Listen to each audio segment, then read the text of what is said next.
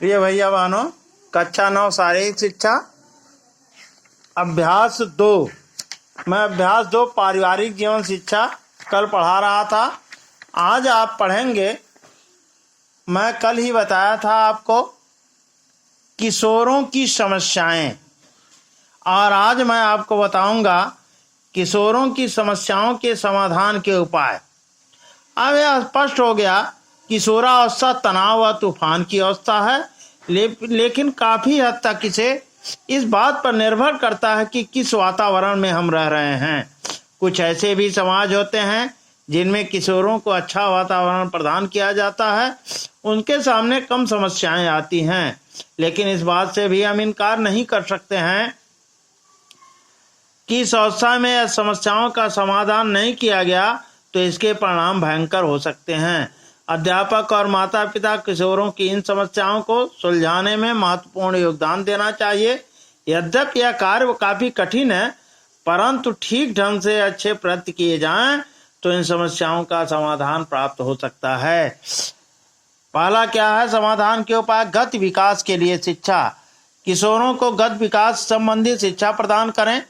खेल खेलने के लिए प्रेरित करना चाहिए और शारीरिक गत विकास के भांति इनके इच्छा अनुसार विभिन्न खेलों को बढ़ावा देना चाहिए। मनोविज्ञान, एजुकेशन ऑफ फिजियोलॉजी। सर्वप्रथम तो अध्यापक और माता पिता को मौलिक जानकारी का होना अत्यंत आवश्यक है। उनके लिए किशोरों के मनोविज्ञान को जानना अत्यंत आवश्यक है। मनोविज्ञान के माध्यम से किशोरों की समस्याएं सुलझाई जा सकती हैं। व्यवसायिक पथ प्रदर्शन। अध्यापक और माता पिता को किशोरों को व्यवसाय संबंधी दिशा निर्देश जरूर देना चाहिए।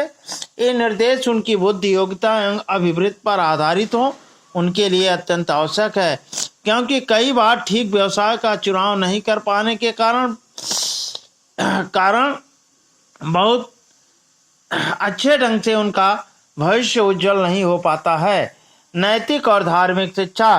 किशोरों को नैतिक अपने धर्म की शिक्षा भी देनी चाहिए। पूजा पाठ भी इस प्रकार की शिक्षा देनी चाहिए। मानसिक शांति के लिए योग और प्राणायाम की भी शिक्षा देनी चाहिए। उचित वातावरण प्रदान करना। किशोरों को उचित वातावरण प्रदान किया जाना चाहिए, उचित अवसर दिए जाएं और संतुलित भोजन के माध्यम से भी उनके अंदर विकारों को भगाया जा सकता है। पर्याप्त स्वतंत्रता। अध्यापक और माता पिता को चाहिए कि वे अपने बालकों को पर्याप्त स्वतंत्रता दें। जीवन के हर पहलू में किशोर स्वतंत्रता चाहते हैं। यदि उनके विचार वास्तव में महत्वपूर्ण हैं तो उनके विचारों पर ध्यान देना चाहिए। उनको अपनी भावनाएं और सुझाव व्यक्त करने के लिए स्वतंत्रता होनी चाहिए। सैर सपाटा, पर्वतारोहण आदि क्रियाकलापों में भाग लेने की इजाजत होनी चाहिए। उनके ऊपर सख्त आदेश लागू नहीं करने चाहिए। निष्कर्ष, किशोरावस्था वास्तव में संघर्षों की अवस्था है, इसलिए किशोरों की आवश्यकताएं, समस्याओं के ऊपर उचित ध्यान दिया जाना चाहिए। हमें अपने राष्ट्र के उत्थान और विकास के लिए उनकी समस्याओं को सुलझाना होगा, क्योंकि वे भावी राष्ट्र के निर्माता हैं। वंशानुक्रम व्यक्ति की वृद्धि पर प्रभाव। Effect of heredity on the growth of person. वंशानुक्रम का प्रभाव व्यक्ति के चरित्र और नैतिक विकास पर पड़ता है। वंशानुक्रम का बच्चे की ऊंचाई और शरीर की रचना पर प्रभाव पड़ता है। वंशानुक्रम से कार्य निपुणता पर प्रभाव पड़ता है। सामाजिक और आध्यात्मिक निर्भरता भी वंशानुक्रम पर प्राप्त होती है। वृद्धि और मानसिक योग्यताओं का संबंध वंशानुक्रम से है। वातावरण का विकास पर प्रभाव। वातावरण का भी प्रभाव शारीरिक विकास पर पड़ता है, मानसिक विकास पर पड़ता है। व्यक्ति के व्यक्तित्व और संपूर्ण दृष्टिकोण, नैतिक विचार आते वातावरण के अनुसार होती हैं। वातावरण के प्रभाव से शारीरिक क्रियाएं विकसित होती हैं। कौशलों के निष्पादन का प्रभाव पड़ता है। प्रिय भैया बहनों, शारीरिक वृद्धि एवं विकास में पर्यावरण का प्रभाव। सारे वैज्ञानिकों ने विकास में पर्यावरण के महत्व के संबंध में अनेक अध्ययन एवं परीक्षण किए हैं। उन्होंने सिद्ध किया है कि बालक के विकास के प्रत्येक पहलू का भौगोलिक, सामाजिक एवं सांस्कृतिक प्रभाव पड़ता है। बालक के विकास को पर्यावरण निम्न रूप से प्रभावित करता है। मनोवैज्ञानिकों के अनुसार अलग अलग प्रजातियों की शारीरिक बनावट का कारण वातावरण।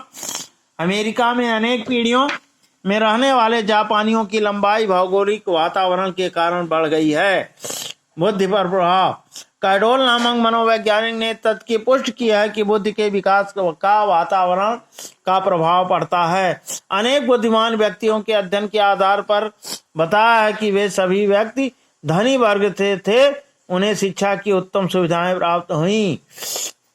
मानसिक विकास पर प्रभाव। गॉर्डन के अनुसार बालक को उत्तम सामाजिक एवं सांस्कृतिक वातावरण से वंचित करने पर उसके मानसिक विकास की गति मंद पड़ जाती है।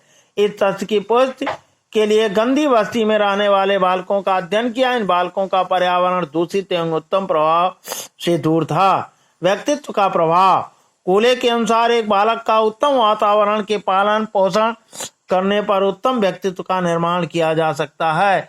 इस प्रकार प्रिय भैया बहनों, आपके शारीरिक वृद्धि एवं विकास और मैंने समस्याओं के समाधान के उपाय, वंशानुक्रम के व्यक्ति की वृद्धि पर प्रभाव तो तथा वातावरण का विकास पर प्रभाव निम्न बिंदुओं पर प्रकाश डाला। और हमें आशा और विश्वास है कि आप इन बिंदुओं को जो है कॉपी में अपने लिखेंगे। धन्यवाद।